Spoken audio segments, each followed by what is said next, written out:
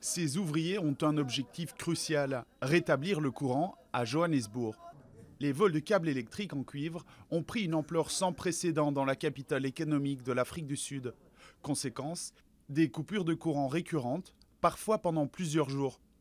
En une seule nuit, en septembre, 32 km de câbles ont été endommagés. Cet incident en particulier va nous coûter 45 millions de rands. Et avec les améliorations de sécurité, ça va nous revenir au total à 50 millions de rands. Soit près de 3 millions d'euros. Les vols de cuivre s'expliquent par la forte demande, notamment en Asie, et par le cours des matières premières.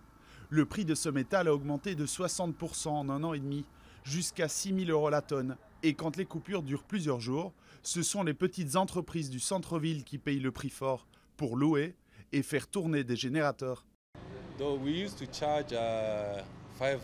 Avant, on faisait payer 5 rands de l'heure pour utiliser Internet, mais maintenant on demande 10 rands à cause de l'essence qu'on doit acheter.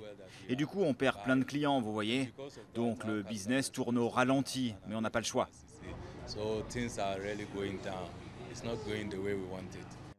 La police sud-africaine vient de créer une unité spécialisée dans le vol des câbles.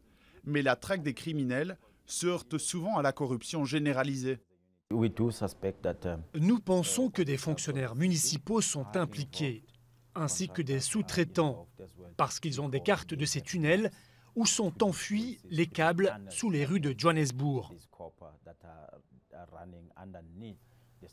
Nous n'excluons pas non plus que la police soit corrompue, étant donné les quantités de cuivre qui sont dérobées. Les criminels appartiennent à des gangs sophistiqués. Ils mettent le feu dans des souterrains et profitent du court-circuit pour arracher les câbles. Et tant que le prix du cuivre sera élevé, les autorités sud-africaines vont devoir redoubler d'ingéniosité pour leur faire face.